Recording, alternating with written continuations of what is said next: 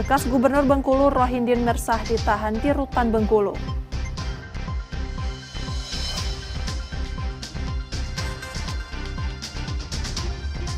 Komnas HAM datangi tempat kejadian perkara penembakan 3 anggota Polri di Waikanan, Lampung. Viral di Palembang, sapi warga hilang dini hari ditemukan disembelih di lahan kosong.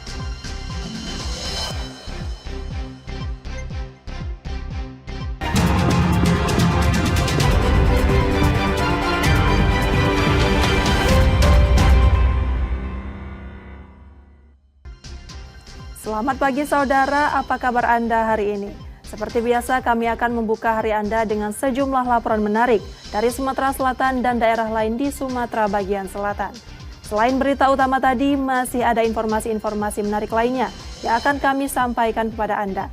Bersama saya Rizka Silviana, inilah Kompas Sumbaksel selengkapnya. Di Kompas TV, independen terpercaya.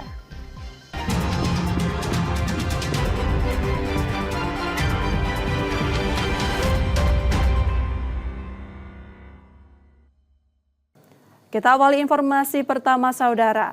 Seekor sapi milik warga ditemukan mati dijagal di lokasi yang dipenuhi botol bekas miras.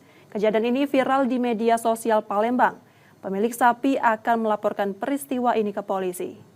Nah ini tempat pemotongannya nah. Nah ini sisa dari dia diambil. Sebuah video viral di media sosial Palembang memperlihatkan dugaan aksi penyembelihan sapi curian di lahan kosong yang dipenuhi botol bekas miras. Lokasinya berada di Jalan Pinang, Kelurahan Kebun Bunga, Kecamatan Sukarami, Palembang. Sapi yang dijagal tersebut diduga milik Tata, warga padat karya Tanang Jambe. Ia mengaku hewan ternaknya hilang sejak Selasa dini hari. Tata awalnya melihat gembok kandang rusak. Ia mengira sapinya cuma dibawa kabur pencuri. Beberapa jam kemudian, Tata mendapat informasi sapinya ditemukan mati di lahan kosong sekitar 2,5 km dari kandang. Saat diperiksa, tubuh sapi itu hanya tersisa bagian isi perut. Ya pagi jam 6:30 itulah, anak saya ngasih makan sapi. Dilihat, Ya, dilihat sudah nggak ada lagi. iya itulah Pak katanya. Nah, Kang ngomongnya kurang ini, api hitam itu hilang Pak katanya kayak gitu. Ya sudah saya bilang gitu. Ya sudah hilang kayak gitu. Yang dirusak apa Pak? Kuncinya itulah. Kunci gembok ya. Iya. Terus pelaku itu diduga lewat mana setelah mengambil Pak? Ya itu ke belakang. Lewat ke belakang ya. Ke belakang. Itu TKP tempat dia nyembelih itu di mana Pak? Jauh Pak? Di itu yang saya bilang di tempat duta itu. Berapa kilometer dari sini jaraknya kira-kira? Ya, perkiraan ada kali 2 kilo ya ke. Kini Tata berencana melaporkan kejadian tersebut ke Polsek Sukarami. Ia khawatir aksi serupa bisa menyasar hewan ternak lainnya. Resi Oktora, Mokles Differential, Kompas TV, Palembang, Sumatera Selatan.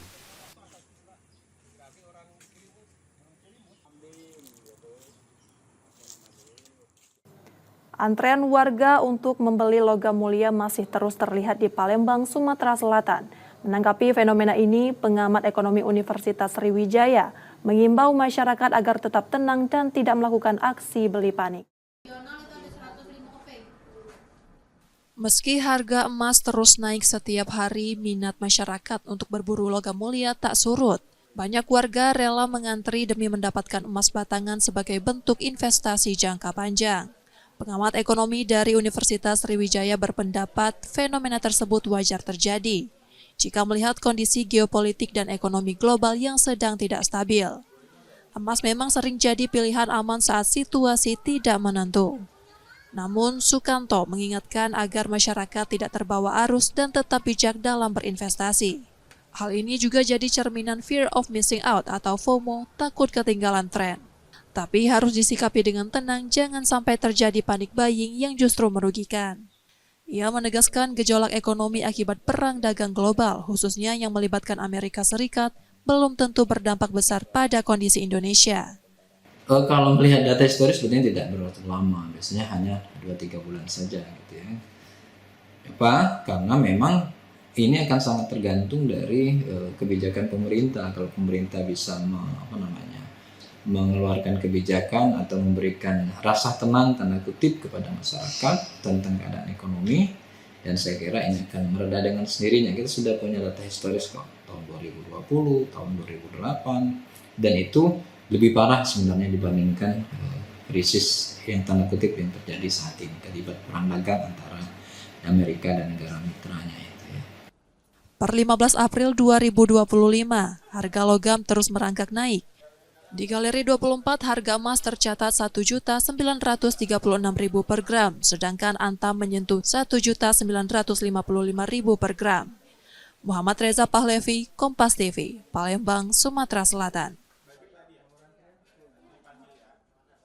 Sebuah video viral di media sosial Palembang menunjukkan pria berseragam ASN terlibat adu jotos dengan pengendara lain. Diduga perkelahian dipicu cipratan air genangan saat keduanya melintas di jalan.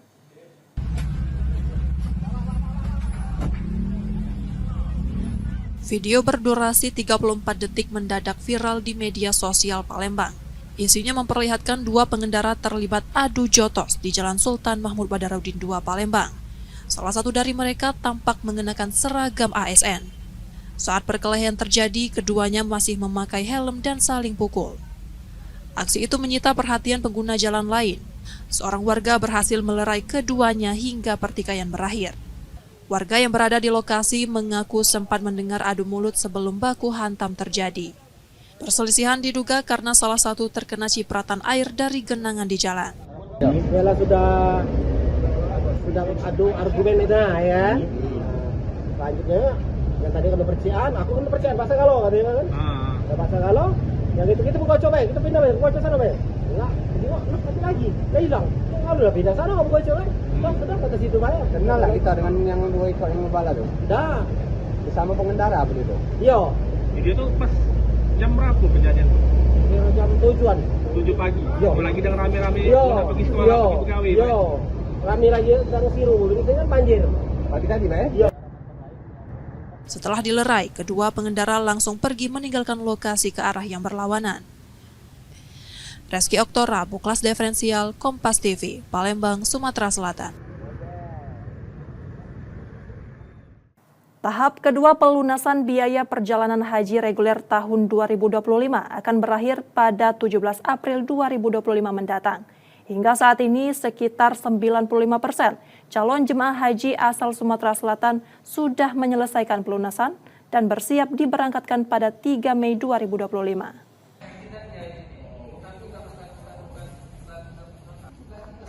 Tahap kedua pelunasan biaya perjalanan haji reguler tahun 2025 segera berakhir. Dibuka sejak 24 Maret lalu, pelunasan ini akan ditutup pada 17 April 2025.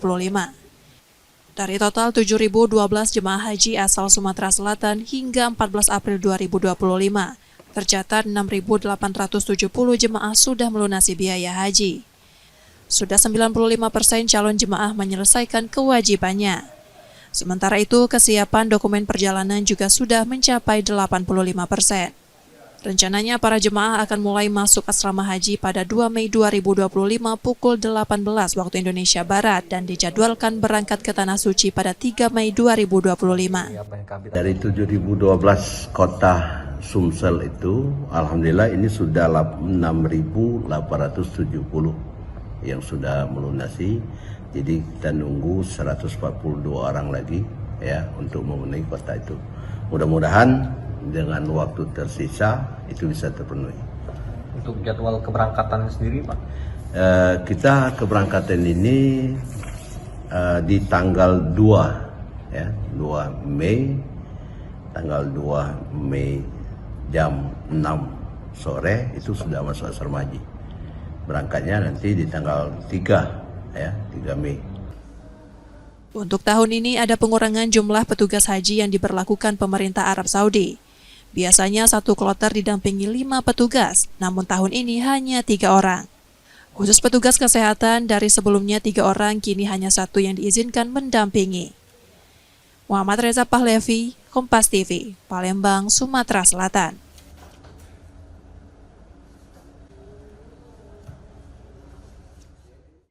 Lansia di Kabupaten Ogan Ilir, Sumatera Selatan antusias mengikuti prosesi wisuda dari sekolah lansia. Program pemberdayaan ini dirancang untuk meningkatkan pengetahuan dan keterampilan mereka di berbagai bidang.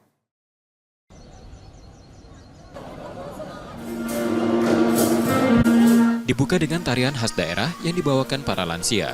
Ratusan peserta sekolah lansia di Kabupaten Ogan Ilir, Sumatera Selatan mengikuti prosesi wisuda pada Selasa 15 April 2025 siang.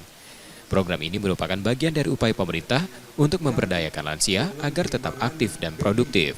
Kegiatan yang digelar di Kompleks Perkantoran Tanjung Senai ini dihadiri Menteri Kependudukan dan Pembangunan Keluarga, Kepala BKKBN Wihaji.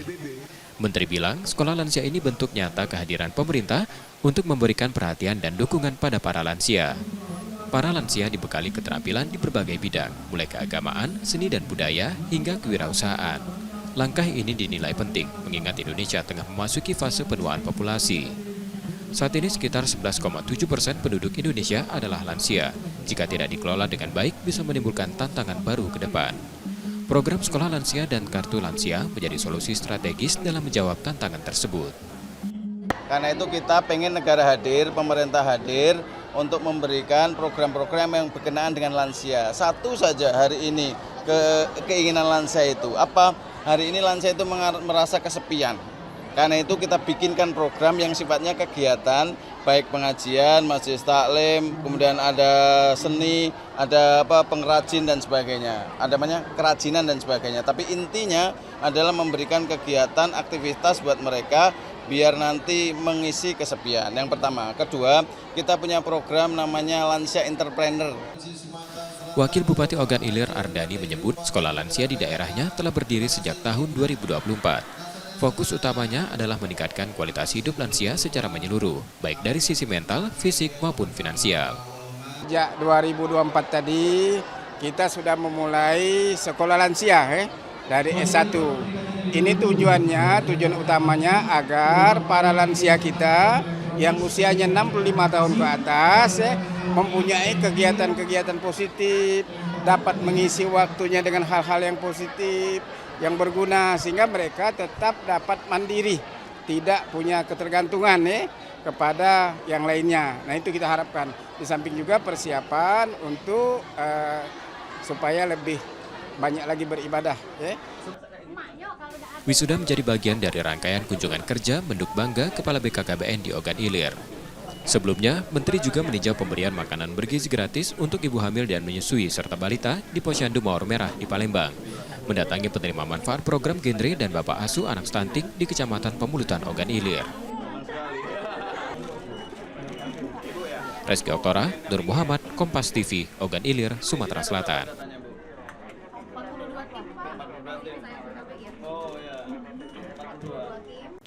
Saudara, setelah jeda kami masih akan kembali dengan informasi dan sorotan menarik lainnya. Tetaplah di Kompas Sumbaksel.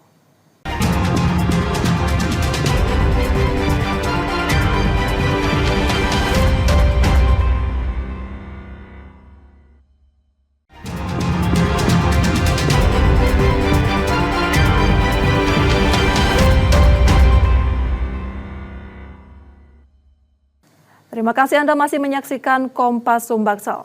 Saatnya kita akan melihat sorotan dari daerah di Sumatera bagian selatan. Berikut laporan dari Bengkulu, Jambi, Lampung, dan Kepulauan Bangka Belitung. Setibanya di rutan kelas 2B Malabro Bengkulu, mantan Gubernur Bengkulu Rohidin Mersya langsung ditempatkan di sel tahanan bersama dengan tahanan lainnya. Pihak rutan Malabro memastikan tidak ada perlakuan khusus terhadap Rohidin, termasuk menempatkan dirinya di sel tahanan khusus. Menurut pihak rutan, meski Rohidin merupakan mantan Gubernur Bengkulu, namun statusnya saat ini adalah tahanan, sehingga haknya diberikan sama dengan tahanan lain. Rohidin akan ditahan di rutan Malabro Bengkulu selama 30 hari dan akan menjalani masa perkenalan lingkungan, sembari menunggu proses persidangan. Penempatan khusus tidak ada, Bang. Semuanya sama, Bang. Apabila masuk ke rumah tahanan itu semuanya sama untuk pelayanannya, Bang. Proses awal gimana nih, Bang? Sama pengenalan lingkungan dulu ya, Bang? Ya, yang jelas beliau akan masuk Mapenaling dulu. Harapan paginya menunya sama dengan tahanan lain? Sama lah, Bang. Sehari berapa kali? 3 kali. 3 kali. Artinya tidak ada perlakuan khusus, Bang, untuk Rohidin ini? Tidak ada, Bang. Kan statusnya sama, tahanan. Berapa lama, Bang, di sini? Kalau sesuai dengan aturan yang ada, paling lama itu adalah 30 hari, paling lama. Sementara itu, 2 tersangka lain atas kasus gratifikasi dan pemerasan yang merupakan mantan Sekda Provinsi Bengkulu Isnan Fajri dan mantan Ajudan Gubernur Bengkulu ditempatkan di Lapas Kelas 2A Bengkulu, terpisah dengan Rohidin Bersya. Bayazir Al-Raihan, Kompas TV Bengkulu. Unjuk rasa dilakukan warga Pulau Enggano sebagai bentuk protes karena lambannya pengerukan alur pelabuhan Pulau Bae oleh pihak Pelindo.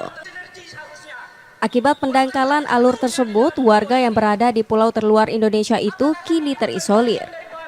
Pasalnya, kapal yang mengangkut logistik dan penumpang tidak bisa beroperasi akibat dangkalnya alur pelabuhan. Menurut warga, logistik di Pulau Enggano kian menipis. Selain itu, hasil pertanian warga juga tidak bisa dibawa keluar daerah. Supaya kapal ini yang menghubungi Enggano dan sebaliknya itu berjalan sebagaimana jadwal yang normal, jadi tidak tersendak-sendak lagi. Ini harapan kita ke depan. Yang normalnya seperti apa Pak? Kalau yang normal kan setiap kapal itu baik peri maupun perintis dalam 1 minggu kan 2 kali. Sementara itu, Pelindo berjanji melakukan pengerukan alur secara maksimal agar pelabuhan dapat kembali normal. Walaupun saat ini belum ada penugasan, Pelindo sudah aksi nyata, saudara-saudara semua, dan terbukti hari ini kapal Pulau Telo yang tersekap kurang lebih 2 minggu hari ini sudah keluar alur. Dan besok kami support juga untuk pengadaan kapalnya, kapal transitnya untuk saudara-saudaraku yang belum lebaran ke Pulau Enggano. Besok kami sediakan kapal. Pendangkalan alur pelabuhan Pulau Bae Bengkulu sudah terjadi dalam beberapa tahun terakhir. Kondisi semakin parah dan menyebabkan kapal besar tidak bisa masuk dan keluar dari kawasan pelabuhan. Bayazir Al-Raihan, Kompas TV Bengkulu. Aktivitas penerbangan di Bandara Sultan Taha Jambi kembali normal pasca perbaikan landasan pacu yang mengalami gangguan pada Kamis sore lalu.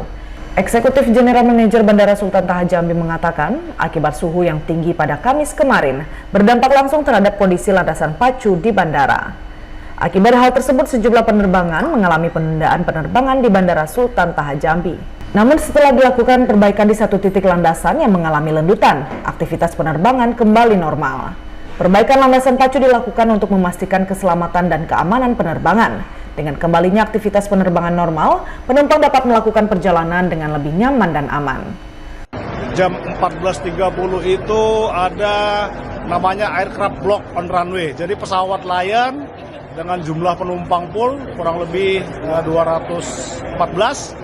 Pas mau take off, ketika saat berhenti, itu memang cuaca kan sangat panas. Jadi aspal itu agak sedikit melembek. Karena full load, jadi ban pesawat tersebut mengalami penurunan, runway kita lendut turun. Ketika mau start engine-nya dihidupin, untuk tenaganya menjadi tidak bisa mengangkat badan pesawat tersebut sehingga dia ngeblok di situ. Nah, kita langkah pertama yang kita laksanakan adalah mengevakuasi penumpang dulu, mengembalikan ke ruang tunggu dengan harapan beban pesawat berkurang karena ada sekitar 200 lebih. Kalau rata-rata kita kalikan 70 kilo aja per pax, itu sudah mengurangi beban kurang lebih 14 ton. Nah, itulah langkah awal yang kita ambil sehingga penumpang harus kita turunkan di landasan pacu dan kita arahkan ke terminal untuk kembali menunggu. Sebelumnya, satu unit maskapai terhenti di landasan pacu pada Kamis sore kemarin. Maskapai tujuan Jakarta tersebut terhenti diakibatkan ban yang tertahan oleh aspal yang memuai. Beruntung tidak ada kejadian membahayakan pada insiden ini. Ratna Sari, Kompas TV Jambi. Daniel Chandra, seorang pengusaha tambang batubara Jambi, ditahan Kejaksaan Negeri Muaro Jambi.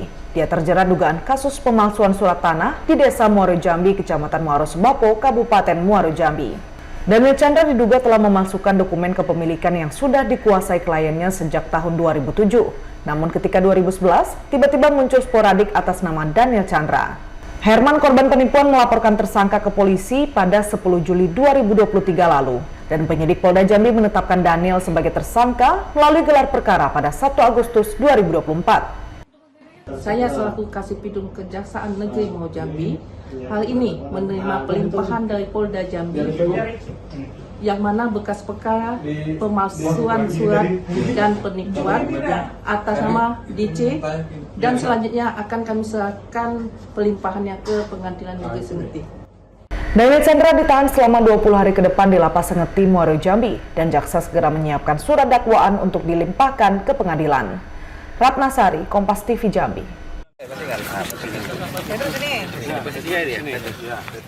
Komnas HAM bersama kuasa hukum keluarga dari 3 anggota Polri yang gugur ditembak anggota TNI Kopda Basar mendatangi lokasi judi sabung ayam di Kampung Karangmanik, Negara Batin, Kabupaten Waikanan, Lampung.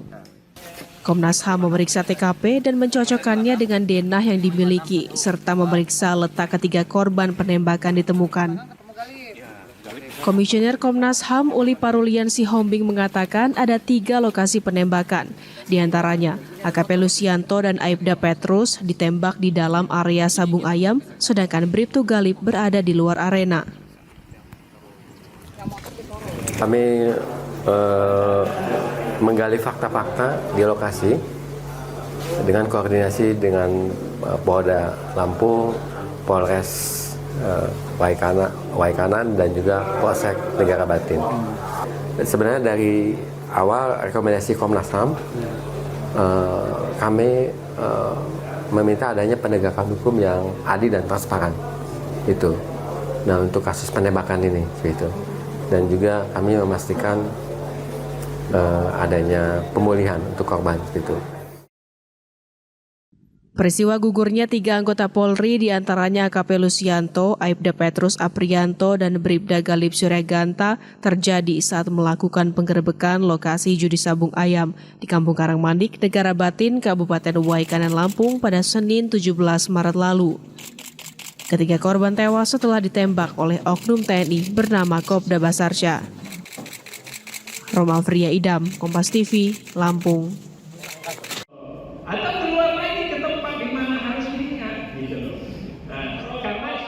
Provinsi Lampung tahun ini mendapatkan kuota keberangkatan haji sebanyak 7.050 jemaah.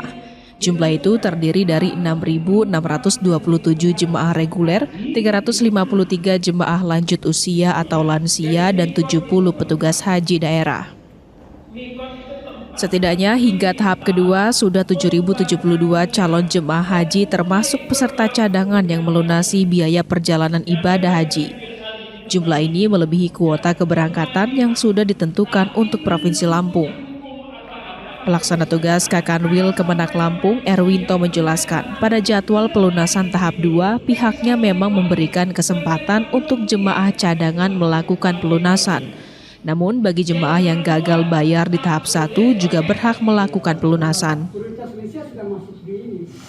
Dari 7.050 jamaah ini sudah melunasi sejumlah 7.072, jadi sudah lebih. Ini karena tahap 2 itu kan ada cadangan, ternyata mereka sudah melunasi juga, sehingga untuk sampai saat ini, sampai 9, kita sudah aman, artinya kita sudah semuanya melunasi.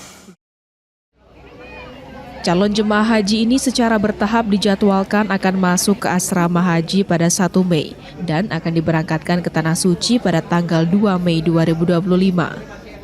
Para calon jemaah haji diimbau untuk bisa benar-benar mempersiapkan diri, baik secara kondisi fisik dan kesehatan, serta memperhatikan barang bawaan yang diperlukan. Roma Fria Idam, Kompas TV, Lampung.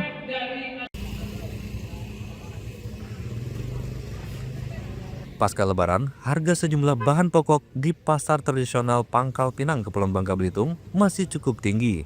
Bawang merah yang sebelumnya Rp35.000 per kilogram, kini dijual dengan harga Rp55.000 per kilogram. Sedangkan komoditas cabai rawit yang sebelumnya dijual dengan kisaran Rp100.000 hingga Rp120.000 per kilogramnya, ini melonjak naik menjadi Rp150.000 sampai Rp160.000 per kilogram. Menurut salah satu pedagang, kenaikan harga ini disinyalir akibat menipisnya stok di tingkat pedagang. Untuk saat ini hampir seluruh item sih. Yang paling mahal, paling kelihatan tuh cabai kecil. Cabai kecil untuk modal aja sekitar 140. Jadi untuk yang ngecer tuh sekitar 150-160. Sebelumnya harganya berapa, Pak? Sebelumnya kalau dari lebaran kemarin tuh 120. 100-120. Berarti makin naik. Semakin naik. Kemarin aja masih 140. Beda satu hari, sekarang 150-160. Daya beli Bang dengan harga yang itu, Bang? Untuk daya beli sih pasti berkurang. Tetap masih berkurang untuk daya beli. Ini faktornya mungkin karena cabai dari luar belum masuk ya. Sedangkan kebutuhan di Bangka ini banyak. Tak hanya cabai dan bawang, wortel dan kentang juga mengalami kenaikan. Kedua komoditas tersebut saat ini dijual dengan harga Rp23.000 per kilogram. Lebih tinggi dari harga sebelumnya yang hanya di kisaran Rp20.000 per kilogram. Nanda Ardiansa, Kompas TV, Pangkal Pinang, Kepulauan Bangka Belitung.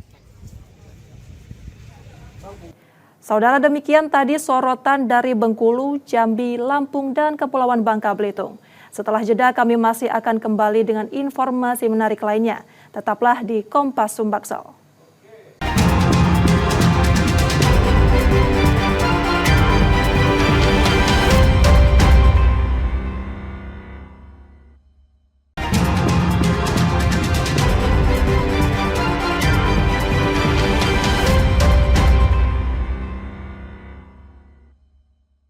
Terima kasih Anda masih bersama kami di Kompas Sumbaksel. Bersama saya Rizka Silviana. Kecelakaan maut terjadi di Palembang. Sebuah truk bermuatan telur menabrak pengendara motor hingga terseret. Peristiwa diduga terjadi karena sopir truk mengantuk. Korban seorang pengendara motor meninggal dunia sementara sopir truk melarikan diri. Seorang pria paruh baya tewas dalam kecelakaan di Jalan Bypass Alang-Alang Lebar, Palembang, Selasa 15 April 2025 pagi. Korban ditemukan meninggal di bawah mobil truk dengan luka di tubuhnya. Korban yang diketahui bernama Mahis, 65 tahun, seorang pensiunan PNS. Saat itu mengendarai motor dari arah Terminal Kilometer 12 menuju simpang lampu merah sebuah perumahan. Truk yang melaju di jalur yang sama diduga dikemudikan sopir yang mengantuk hingga akhirnya menabrak motor korban. Usai menabrak, sopir truk langsung melarikan diri. Satuan Lalu Lintas Polrestabes Palembang yang mendapat laporan datang ke lokasi dan melakukan olah TKP. Jenazah korban telah dibawa ke Rumah Sakit Umum Palembang. Sementara sepeda motor dan truk yang terlibat diamankan ke Pos Laka Pakjo. Memang terjadi kecelakaan di Jalan Alang-Alang Lebar antara sepeda motor dengan mobil truk. Sepeda motor dari arah Terminal Alang-Alang Lebar mengarah ke Citra Garden City. Ditabrak oleh mobil truk yang datang dari arah sama. Untuk kondisi korban seperti apa? Korban meninggal di tempat kejadian. Polisi kini masih memburu sopir truk dan mengimbau agar segera menyerahkan diri. Yudi Kiswanto, Kompas TV, Palembang, Sumatera Selatan. Seorang pria nekat mencoret pos polisi dan mobil patroli dengan kata-kata bernada kebencian. Aksinya terhenti setelah tertangkap tangan oleh anggota Polantas Polrestabes Palembang. Saat diperiksa, petugas juga menemukan narkoba jenis ganja di dalam tas pelaku.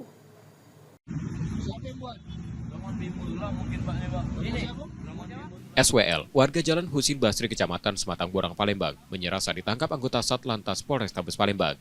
Ia tertangkap tangan saat mencoret dinding rumah warga tanpa izin pada Minggu 13 April 2025 dini hari lalu. Saat dilakukan penggeledahan, polisi menemukan narkoba jenis ganja yang disimpan di dalam tas milik pelaku. SWL diduga kuat sebagai pelaku vandalisme yang belakangan meresahkan. Ia disebut kerap mencoret tiang panjang LRT, pos polisi, hingga mobil patroli dengan kata-kata bernada kebencian di sejumlah titik di kota Palembang. Usai ditangkap, pelaku diserahkan ke Sat Narkoba Polrestabes Palembang untuk penyelidikan lebih lanjut. Pelaku, salah satu pelakunya yang saat ini sudah kita tahan, karena pada saat kita lakukan penangkapan dan pengamanan, selain beberapa cat tembok yang kita amankan untuk disita, juga kita menemukan narkoba yang dimiliki oleh oknum masyarakat tersebut.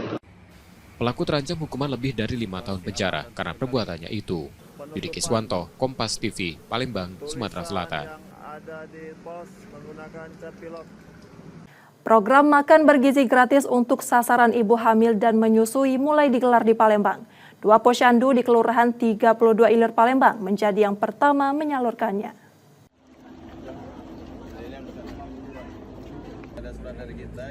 Menteri Kependudukan dan BKKBN Wihaji, Gubernur Sumsel Herman Deru dan Wali Kota Palembang memeriksa proses pembagian makan bergizi gratis untuk ibu hamil, menyusui, dan balita di Posyandu Mawar Merah, Kelurahan 32 Ilir Palembang. Program makan bergizi gratis bagi ibu hamil, menyusui, dan balita digelar di Palembang. Kegiatan ini mulai berlangsung di 2 posyandu, yakni Posyandu Mawar Merah dan Posyandu Gelora yang berada di Kelurahan 32 Ilir Palembang. Program dengan sasaran ini sudah diuji coba pada awal Februari 2025 lalu. Awal menu MBG diantar ke rumah sasaran, namun selanjutnya ibu hamil dan menyusui mengambil langsung ke posyandu. Dalam kegiatan ini, para ibu disajikan menu sehat yang mencakup nasi, lauk tinggi protein, sayur, dan buah. Makanan disiapkan langsung kader posyandu yang telah mendapat pelatihan dari tenaga kesehatan dan gizi. Seminggu baru dapat kita kasih rumah-rumah. Setelahnya mereka ambil sendiri di posyandu. Makanya kalau kita mau antar ini ambil itu habis waktu gitu jam 2 baru selesai. Nanti kebun basi makanannya. Jadi disuruh ibu-ibunya ngambil sendiri ke posyandu. MBG dengan sasaran ini rutin dalam 1 pekan, kecuali Sabtu dan Minggu, dan dievaluasi setiap harinya. Tim Liputan Kompas TV, Palembang, Sumatera Selatan.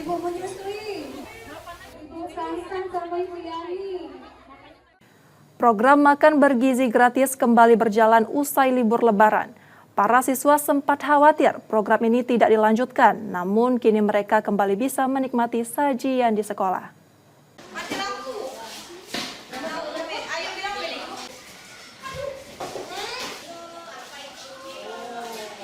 Proses belajar mengajar pasca libur Idul Fitri 1446 Hijriah telah dimulai sejak Rabu 9 April 2025. Namun program makan bergizi gratis baru kembali berjalan pada Senin 14 April 2025 sesuai instruksi Badan Gizi Nasional. Siswa-siswa di Palembang menyambut gembira dimulainya kembali program ini, terutama karena menu yang diberikan kembali lengkap seperti semula. Selama bulan Ramadan, menu yang disajikan berupa makanan kering untuk berbuka puasa. Pada Selasa 15 April 2025, menu MBG terdiri dari nasi, telur balado, tempe goreng, sayur tumis jagung dan wortel, susu, serta buah pisang. Menunya sama aja sih, nasi, tetap dapat snack, dapat susu setiap harinya, setiap hari sih, setiap saat kayak gitu. Dapat buahnya juga, dapat ya pokoknya makan-makan bergizi lah isinya. Sangat menikmati gitu ya? Iya, sangat enak. Seneng banget sih Kak, nggak nyangka ternyata masih lanjut MBG-nya. Kirain bakal selesai sehabis puasa kemarin, jadi seneng banget. Tidak hanya siswa, orang tua murid juga sempat bertanya-tanya kapan program ini akan dimulai, meskipun pihak sekolah sudah memberikan informasi melalui grup WhatsApp. Ini kalau menurut sekolah, pihak sekolah bagus sekali untuk makan gratis ini. Jadi orang tuanya mempertanyakan apakah masih diberi makan, ya kita tanyakan itu masih. Ya. Jadi mereka sangat senang sekali dan mensupport. Semoga Bu katanya tetap berlanjut, jadi kita orang tua tidak repot waktu maupun katanya biaya. Program makan bergizi gratis ini disambut baik di Palembang, Sumatera Selatan, dan diharapkan dapat terus berlanjut. Muhammad Reza Pahlevi, Kompas TV, Palembang, Sumatera Selatan.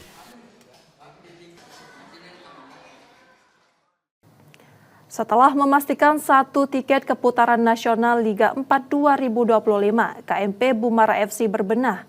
Menyambut persaingan di level nasional, tim ini menambah kekuatan dengan merekrut 9 pemain baru.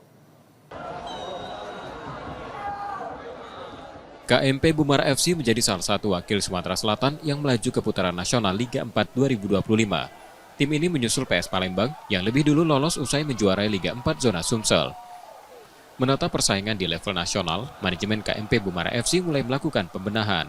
Sebanyak 25 pemain disiapkan untuk memperkuat skuad, termasuk 9 pemain baru yang baru saja bergabung.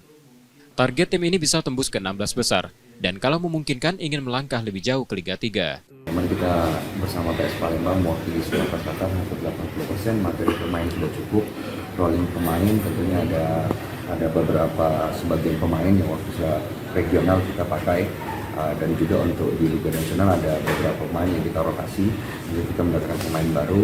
Harapan manajemen terhadap pelatih dan juga terhadap pemain, kita tidak muluk-muluk, kita berharap nantinya KNP Bumera dapat paling minimal itu ada di 16 besar. Syukur-syukur nanti 8 besar kita bisa berlaga di Liga 3. Menariknya, setengah dari skuad yang akan diturunkan nanti merupakan pemain lokal Sumatera Selatan, sementara sisanya berasal dari berbagai daerah lain di Indonesia. Nur Muhammad, Kompas TV, Palembang, Sumatera Selatan. Saudara, kami jeda sejenak, setelah itu kami masih akan kembali. Tetaplah di Kompas Sumbaksel.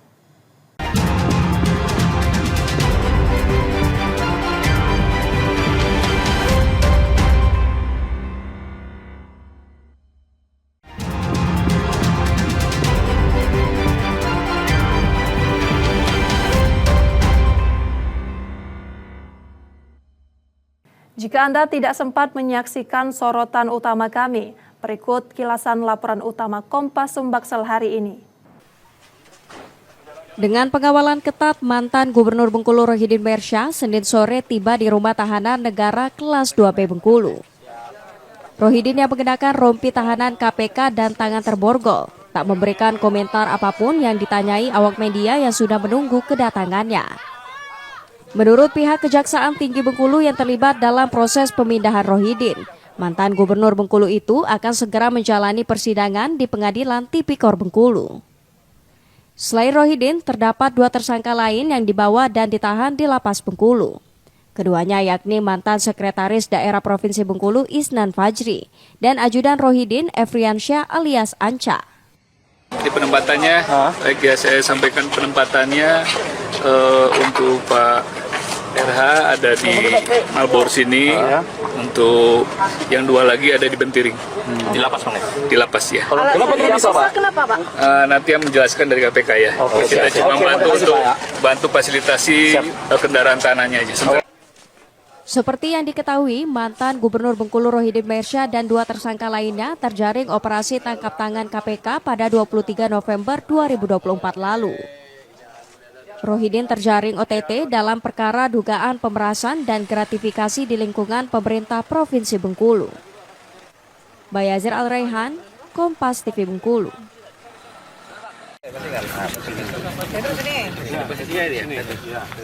Komnas HAM bersama kuasa hukum keluarga dari 3 anggota Polri yang gugur ditembak anggota TNI Kopda Basar mendatangi lokasi judi sabung ayam di Kampung Karangmanik, Negara Batin, Kabupaten Waikanan, Lampung. Komnas HAM memeriksa TKP dan mencocokkannya dengan denah yang dimiliki, serta memeriksa letak ketiga korban penembakan ditemukan.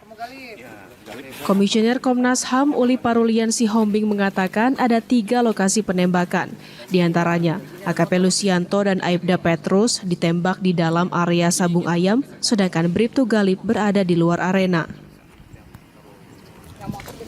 Kami menggali fakta-fakta di lokasi dengan koordinasi dengan Polda Lampung, Polres Waikanan dan juga Polsek Negara Batin.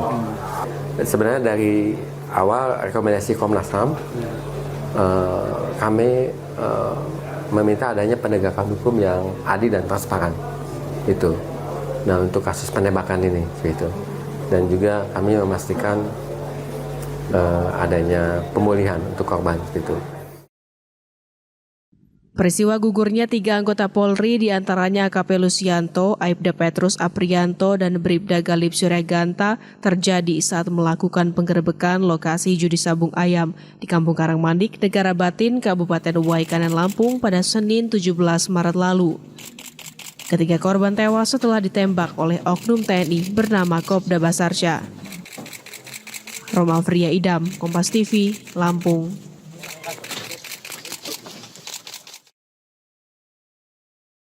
Nah ini tempat pemotongannya. Nah ini sisa dari dia. Sebuah video viral di media sosial Palembang memperlihatkan dugaan aksi penyembelihan sapi curian di lahan kosong yang dipenuhi botol bekas miras. Lokasinya berada di Jalan Pinang, Kelurahan Kebun Bunga, Kecamatan Sukarami, Palembang. Sapi yang dijagal tersebut diduga milik Tata, warga padat karya Talang Jambe. Ia mengaku hewan ternaknya hilang sejak Selasa dini hari. Tata awalnya melihat gembok kandang rusak. Ia mengira sapinya cuma dibawa kabur pencuri. Beberapa jam kemudian, Tata mendapat informasi sapinya ditemukan mati di lahan kosong sekitar 2,5 km dari kandang. Saat diperiksa, tubuh sapi itu hanya tersisa bagian isi perut. Ya pagi jam 6:30 itulah, anak saya ngasih makan sapi. Dilihat, ya? Dilihat sudah nggak ada lagi. Iya, itulah Pak katanya. Nah, Kang ngomongnya kurang ini, api hitam itu hilang Pak katanya kayak gitu. Ya sudah saya bilang gitu. Ya sudah hilang. Kayak gitu. Yang dirusak apa Pak? Kuncinya itulah. Kunci gembok ya. Iya. Terus pelaku itu diduga lewat mana setelah mengambil Pak? Ya itu ke belakang. Lewat ke belakang ya. Ke belakang. Itu TKP tempat dia nyembelih itu di mana Pak? Jauh Pak? Di itu yang saya bilang di tempat duta itu. Berapa kilometer dari sini jaraknya kira-kira? Ya, perkiraan ada kali 2 kilo ya. Kini Tata berencana melaporkan kejadian tersebut ke Polsek Sukarami. Ia khawatir aksi serupa bisa menyasar hewan ternak lainnya. Resi Oktora, Mokles Differential, Kompas TV, Palembang, Sumatera Selatan.